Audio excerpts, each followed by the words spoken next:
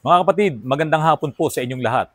Sana po ay panoorin nyo ito pong vlog ko po ngayon kung saan po mayroon kaming ginawang isang sasakyan na talagang pinagbuhusan namin ng panahon para hanapin ang kanyang problema dahil nga ito'y nanggaling na sa iba't ibang talyer at yung pinakahuli nga daw po ay sakasa pa.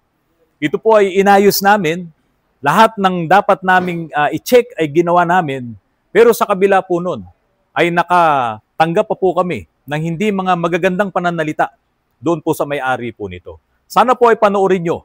Narito po ang buong kwento. Sobrang dami oh. Mukhang hindi kakayanin ng isang ng isang babad. Oh, ito nakuha pa lang sa tambucho yan. Sige, ilabas mo pang konti yung ano. Oh, yan. Sa tambucho pa lang yan ha. Yung puti, tingnan natin yung puti. Sige, tingnan natin yung puti. Sige, sige, labas mo. Patayin mo na muna, mabaho. Mga kapatid, kung naalala nyo po, meron akong vlog noong September 7, 2025, doon po sa isang Chevrolet Captiva na sobrang usok at hindi maganda yung andar ng kanyang makina.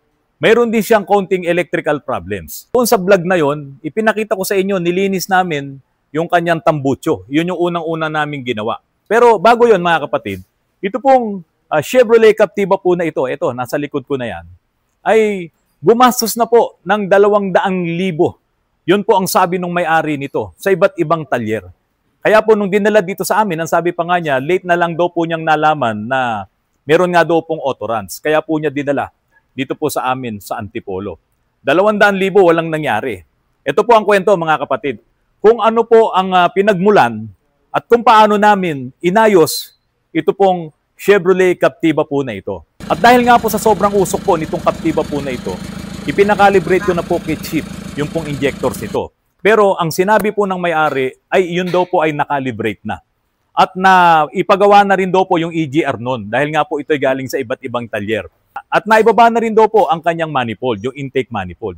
Kasi mga kapatid, kadalasan pag umuusok ang buga ng ating mga diesel engine, kadalasan pwedeng marumi ang kanyang intake manifold, kulang yung hangin na pumapasok, sobra yung diesel na pumapasok, kaya po nagkakaroon ng sobrang usok. Pero nung nakalibrate na po ni Chip yung kanyang injectors, hindi pa rin po nawala yung usok. Kaya nga, pinapull down ko yung EGR, pinapull down ko yung intake manifold, pinapull down ko na rin yung turbo, baka doon sa portion ng turbine ay barado na rin hanggang doon sa catalytic converter, hanggang doon sa muffler. Ipinull down namin yan para lang masigurado namin kung ito nga ba ay malinis o hindi. Nagkatotoo po ang aming hinala. Talagang marumi pa rin. Kaya nga po, itong may-ari nitong Captiva na ito, doon sa mga pinanggalingan niyang talyer at maging doon sa kasa, naloko siya. Kasi kung hindi siya naloko, sana pagdating sa amin, itong Captiva na to, malinis lahat yung mga binanggit ko po sa inyong pyesa. Mga kapatid, alam niyo po ba? Ito kung makikita nyo yung makina nitong Captiva, pakita mo nga Glenn. Ayan. Nakita nyo kung gaano kasikip itong makina ng Captiva. At yung turbo niya nandoon pa sa likod. Yung manifold niya nandoon sa likod. Sobrang hirap gawin po nito para maibaba mo yung mga piyesang sinasabi ko, para ma-pull down mo yung EGR, yung turbo, yung intake manifold, yung kanyang catalytic converter, bibilang ka ng 2 araw. So kapag ito ang ginawa mo, kapag ito ang tinanggap mong trabaho, para kang gumawa ng 2 Toyota Fortuner na magki-cleaning ka lang ng mga binanggit kong mga pyesa na yon. Kaya siguro, yung mga shop na pinanggalingan niya ay sinabi lang na nalinis na yan, okay na yan, nalinis na namin. Kasi mahirap na trabaho talaga at hindi ordinaryo. Lalo pat itong mga Captiva na to, komplikado po ito. At saka may napansin kami dito noong unang dinala pa lang. Yung mga electricals po nito talagang sablay. Saan ka nakakita? Tignan nyo po itong relay na to. Oh. Nandiyan na yan. Binago na po yung mga electrical wiring yan. Ayan. So ito, yung mga dumating sa amin na problema nung dinala po itong Captiva po na ito dito sa amin. Pero hindi po tayo nawalan ng pag-asa na ito ay ayusin dahil na nakaka-challenge din naman po sa amin. Biro mo, ilang shops yung pinanggalingan, tapos pati sa kasa, kami ay parang last resort na nung may-ari nito, kaya po talagang hindi ko rin tinanggihan. At ginawa po namin ang lahat ng aming makakaya dito po sa Captiva po na ito. At nung malinis na nga po namin itong nanlilimahid na intake manifold, nanlilimahid na EGR, ibinalik na po namin pati yung injectors, pati yung catalytic converter, pati yung turbo, inassemble na namin at paandarin na sana namin. Kaso, sira naman yung kanyang starter. May sayad na yung kanyang solenoid at maging yung rotor dun sa loob mismo ng motor ay sumasayad. Kaya ngayon, sinisira niya ngayon yung alternator naman. Nagkakaroon din ng problema. Kasi ito ay ginawa na rin ng ibang mga electrician siguro at pinagrekta-rekta na yung mga wirings. So ngayon, nung ini-start na namin, ayaw umi-start. Kaso ang problema dito sa sasakyan nito, wala talagang mabiling pyesa to eh. Hindi katulad ng mga Isuzu, yung mga Toyota, may mabibili kang solenoid, may mabibili kang carbon brass, o kahit pyesa-pyesa na lang diyan sa mga gawaan ng starter, may makukuha kang mga rotor. Kaso wala talaga. Kaya ang solusyon na lang doon ay bumili ng surplus. Yun na naman, another problem na naman. Kaya ko po inuulit-ulit sa inyo yung mga problemang ito, mga kapatid. Kasi yung may-ari po nito, meron siyang sinasabi sa amin na 1 buwan na raw na hindi pa namin nagagawa. Yan, malalaman nyo po kung ano po nangyari dyan. So yun po, kailangan kong makakuha at makabili ng starter. Wala kaming makita. Kasi nga itong Chevrolet Captiva, bihira lang ang pyesa nito. Kakaunti lang. Very rare po ang mga pyesa nito. Humingi tayo ng tulong kay Miss Rupa Rosario ng MC2 Auto Supply diyan po sa Santa Cruz. At sinabi naman ni Miss Rupa, sige, hahanapan po natin yan, sir. Nung meron na pong nakita si Miss Rupa na starter, sinabi namin dun sa may-ari, sir, kailangan na po namin makakuha man lang sa inyo ng down payment kasi wala pa kayong naibibigay. Bibili na po tayo ng starter. Defective na po kasi yung starter nyo. Payag naman siya doon sa papalit ng starter. Malamang alam na rin niya siguro na may problema yon. Kaso ayaw niyang magbigay ng down payment. At sabi nga niya, pagka natapos na lang, babayaran niya lahat. Kasi wala daw siyang pera nung panahon na yon. At ipangungutang lang daw po niya yan. Yan po ang sinabi niya sa amin. Di syempre, light lang tayo sa mga ganong situation. Sige, sabi ko, abonohan na natin. Bilin mo na yan kay Miss Rupa Rosario para mapaandar na itong Captiva na ito.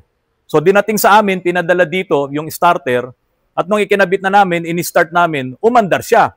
So tines lang namin na matagal umaandar dito. Wala na pong usok. Success po kami doon. Wala na talagang usok. Maayos na maayos na.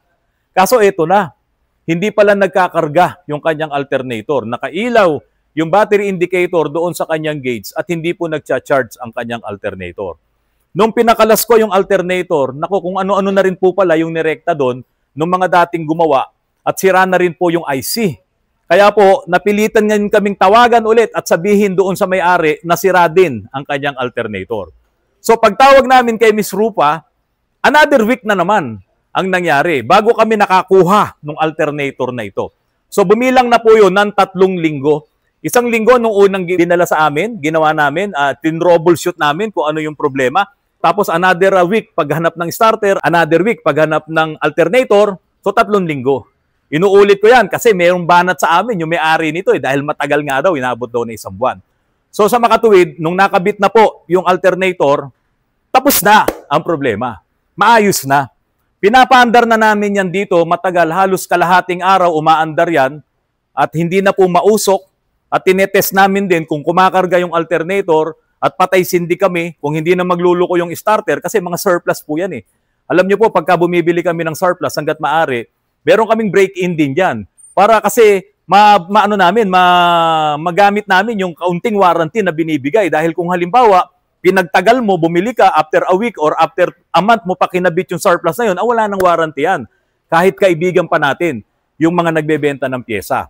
So sa makatuwid, okay na po yung sasakyan. Eto na. Nung kasalukuyan na kinakausap ni Kaalma, yung aming sa purchasing dito sa opisina, yung may-ari nito. At sinasabi nga sa kanila yung mga bibilin, medyo hindi na maganda yung usapan. Yung relationship between customer to shop ay malalay na, shaky na. Kaya sabi ko, sige, tapusin na lang natin yan, ituloy na lang natin yung trabaho, abonohan na lang natin. At alam nyo ba, ginawa talaga kaming utusan. Bihirang-bihira yung mga ganitong mga customers na na-encounter namin, na alam nilang kami ang nagpa-purchase, alam nilang kami ang bumibili ng pyesa nila, sila wala silang ginagawa, dahil nga hindi naman daw nila alam kung paano bumili niyan. So kami ang inuutusan, pero kami ang talagang pinupugpug niya na kailangan daw i-priority, kailangan daw ganito. Ito, basahin ko sa inyo yung sinabi niya. Sabi niya po sa akin, sana naman po ngayong Friday, makuha ko na, mag 3 weeks na po kasi yan dyan. Sabi niyang ganun. Makuha niya na ngayong Friday kasi mag 3 weeks na raw po. Totoo naman. Kaya kanina binilang ko po sa inyo eh. Yung mga panahon na kaya ito nagtatagal dahil nga bumibili pa ng pyesa. Sana siya na lang ang bumili. Diba? Para malaman niya yung hirap na nag-uutos ka, pupunta ka sa Blumentritt, pupunta ka sa Banawe para hanapin yung pyesa nito. Nakakaunti lang ang mga pyesa sa mga surplusan. Alam niyo mga kapatid, nung umaandar na to, meron na naman siyang message at sinabi kay Kaalma, sana paki-priority. Talaga naman pina-priority namin to dito kasi hanggat maaari nga, pag mga ganitong problema, binibilisan naming mayari. Kasi alam mo na, ang problema lang, alternator at starter. Kaso wala talagang mabiling pyesa. Ginawa na nga kaming utusan po talaga na may-ari nito. Nag-message na naman po siya. At ang sabi po niya, isinulat ko po dito sabi po niya, 1 buwan na raw ang sasakyan niya at may pag-asa pa raw bang matapos. Ngayon, sinagot siya ng misis ko. Sabi ng misis ko, sir, pumunta kayo rito sa shop para naman makita nyo ang status at malaman nyo ang status ng inyong kotse. Sumagot din siya, kung pupunta ako dyan, dapat tapos na para hindi masayang ang punta ko. Masyadong bossy itong may-ari po ng Captiva po na ito. Pero sige lang, tuloy lang kami kahit ganun ang binibitawan niyang mga pananalita po sa amin.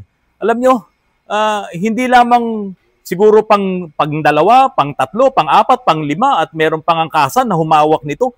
Hindi nga nila natanggal yung usok eh. Kami, ang huli na lamang na nagpapatagal sa amin dito ay yung availability po nung una yung starter at pangalawa yung alternator na inuutos namin sa kanyang siya bumili niyan, ayaw niya. Dumating na si Bossy dito. Bossing na lang ang tawag natin sa kanya. Total, medyo bossing talaga siya eh. Dumating siya dito, hindi na kami nagpangkita. Kinuha niya itong Captiva na to, umaandar ng maayos na dinala niya pauwi sa kanila sa Manila. At sabi nga niya sa akin, nung ito'y nagka-problema kasi, nung nag-usap kami kanina, sabi niya sa akin, sa Cubao daw ay tumaas ang temperatura ng kanyang makina. Ibig sabihin, papunta sa overheat. Sabi niya gano'n. So tumaas ang temperatura mula daw sa Cubao hanggang makauwi sa kanila, hindi na raw siya nag-aircon. Kaya po, siguro naiuwi niya kasi hindi siguro nag-overheat kasi nakikita naman pala niya yung reading ng temperature. Ngayon, pagdating daw sa kanila, hindi na raw umi-start. At yun nga daw, may umusok daw sa harapan. Malamang nga overheat. Ito po ang sabi niya. Ang tagal kong inantay tapos ganyan pa ang nangyari. Nasayang lang ang oras ko. Buti na lang mabait pa rin ang sasakyan. Inuwi talaga ako ng safe sa bahay. Ayun. So galit na galit siya dun sa nangyari kasi po nag-overheat yung kanyang sasakyan. Pero tingnan niyo po ang ginawa namin dito ay yung usok matanggal, yung hindi mag-start at yung ayaw magkarga ng battery. Ngayon, para hindi humaba ang usapan, nung araw din na yon na inuwi niya ang sasakyan, tinawagan ko po si Miss Sally ng Motor Trust. Yan yung pinagtitiwalaan natin kapag nagtotow ng sasakyan. Nung araw din na yon, kinuha po itong Captiva na to diyan sa Manila para dalhin dito sa amin sa Antipolo. Para malaman ko rin talaga kung ano ba ang nangyari, bakit ito tumirik. One click. Bukas ka na aircon. Bukas ka na aircon. Ito po mga kapatid, ipapakita ko po sa inyo. Ito po yung dahilan ng pag-overheat niya. Ito pong pyesa na to ay nasa kaloob-looban ng makina. Doon sa ilalim ng makina. Meron akong picture nito. Ito po ay nakalagay doon sa oil cooler. Yung oil cooler, pinupuntahan ng tubig yon para palamigin yung langis. So doon na siya nagpapalamig ng langis. Kaso ito, hindi talaga namin makikita kung ito ay sira. At saka hindi nga ito yung ipinagawa niya sa amin. Hindi yung overheat, hindi yung nagbabawas ng coolant. Ang ipinagawa niya, yung mausok.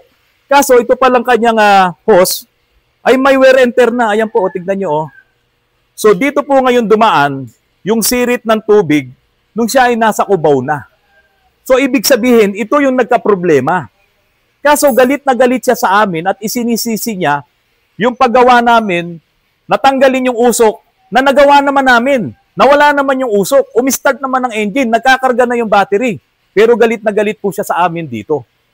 Kaya po sabi ko nga kung alin pa yung talagang pinagtuunan mo ng pansin, kung alin pa yung nagsakripisyo ka, hinanap mo yung problema na hindi kayang gawin ng iba, pero itong nasirang hose na to, sino ba gumagamit ng sasakyan na to?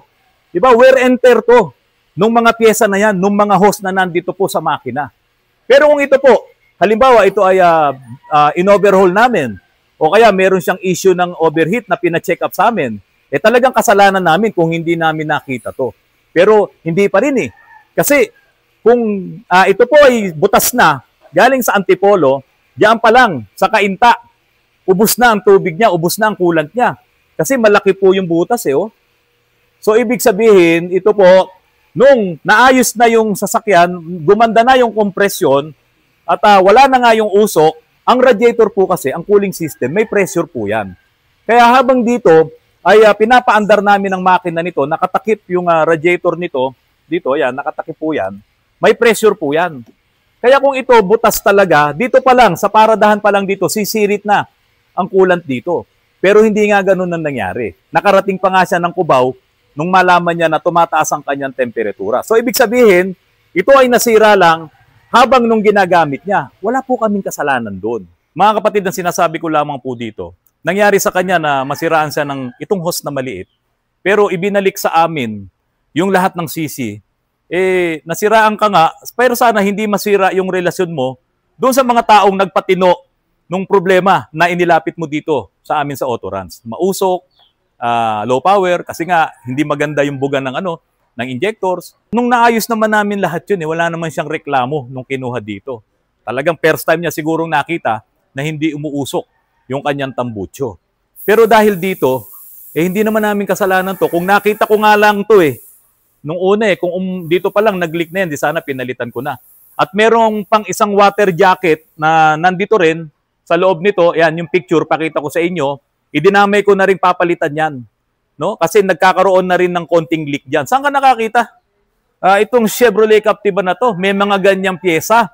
Ibig sabihin dati pa nagkakaproblema na to. Kaya sabi ko nga sa may-ari nito, kausap ko siya kanina, nagkaayos na rin naman kami. Naipaliwanag ko na sa kanya. Ang sabi ko sa kanya, Sir, obserbahan mo tong sasakyan mo. Marami pang pwedeng masira ngayon dyan. Lalo na yung mga hose niyan. Hindi naman kasama sa mga ginawa namin to. Kung nasira yung hose na to, malamang yung mga kaedad na hose nito, mga rubber hose, ay pwede ring masira sa lalong madaling panahon. So baka mamaya, i-blame mo na naman sa amin yan. Tandaan mo sir, ang ginawa lang namin dito, yung mga usok na yan, starter at alternator.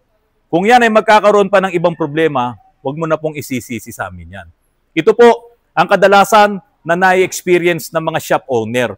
Kasi po, kadalasan, yung mga lumang sasakyan na ganito, na kulang talaga sa maintenance, tapos kung sino-sino pa yung nakikialam, umabot pa ng 200,000 ang nagastos nga raw ng may-ari nito. Tapos darating sa isang shop, aayusin niya. Nung naayos niya na yung ipapagawa, merong lumabas na ibang sira, last touch ngayon siya nung may-ari nun. So katulad na rin po nung nangyari sa amin. Galit na galit siya sa amin.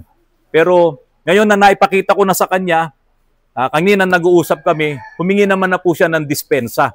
Naintindihan niya na po yung nangyari sa kanyang sasakyan. Kaya mahirap din po sa mga may-ari ng sasakyan na hindi man lang kayo marunong magkalikot kahit konti.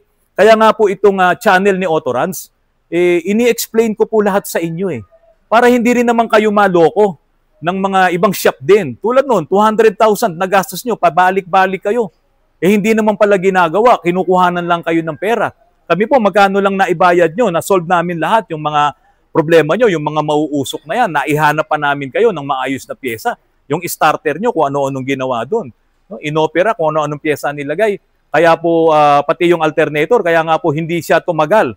Hindi nyo nagamit ng maayos. Kaya po, yung mga shop owner, kung halimbawa, meron kayong tatanggapin na trabaho na sa tingin nyo, magiging alanganin na ayusin, mga kapatid, huwag nyo nang ituloy, huwag nyo nang tanggapin. Baka po magaya kayo sa akin. Mga kapatid, yung pagkasira ng hose na to, walang makapagsasabi kung kailan to masisira. Pero tandaan nyo, kung talagang luma na yung sasakyan nyo, ito po, sa tingin ko, ayoko lang ipakita yung plate number. Ito ay medyo matagal na rin. Baka nga nasa 14 years na to o 13 years itong sasakyan na ito. Yung bang hose mo, 13 years na rin? Hindi ho talaga pwede yun. Kaya kung akong may-ari nito, papalitan ko lahat yung mga piyesang ganito na pwedeng masira. Kaya nga po dito, yung sa mga vlogs ko, palagi ko pong sinasabi yan. Pati sa mga customers po namin dito, pwede nyo kasing i-refresh yan Iangat nyo ang makina, lahat ng mga mahihinang pyesa, lahat ng mga rubber seals, mga o-ring, mga ganitong hose, palitan. Para hindi ka ilagay sa alanganin na bumabiyahe ka, biglang masisiraan ka ng hose na ganito, napakamura lang ng hose na to. Pero ang kapalit nito, malaking gastos kung magpapatowing ka. Sa may-ari nito, hindi na kita sisingilin sa trabaho dito na nagpalit ng hose, pati nagpalit ng water jacket. Pero bayaran mo lang sir yung towing. Kasi hindi naman namin kasalanan yung pagkasira po nitong hose na to. Mga kapatid, maraming salamat po sa patuloy na pagtangkilik nyo po sa Autorans. Ginawa ko yung vlog na to para malaman din ng marami kung ano ang nagiging experience ng shop at kung ano rin ang pwede nilang maging experience kung kahit na konti man lang ay wala silang kaalam-alam sa pagme-maintain ng ating sasakyan. Dapat tapat. Ang pagsasabi ng tapat, pagsasamang maluwag. Mga kapatid, bago ko po tapusin itong vlog ko na ito, ay binabati ko po yung walang sawang panonood nung mga pinsan po ng aking asawa na nandiyan po sa Nueva Ecija. Ito po yung pinakamaganda niyang pinsan, si Mary Rose Mariano Castro. At yung pinakagwapo naman niyang asawa na si Roger Castro na nandiyan po sa Nueva Ecija. Patuloy lang kayong manood at sana yung mga anak nyo sa susunod na mga pagkikita-kita natin ay makasama nyo rin dito po sa Antipolo. Mga kapatid, magandang hapon po sa inyong lahat.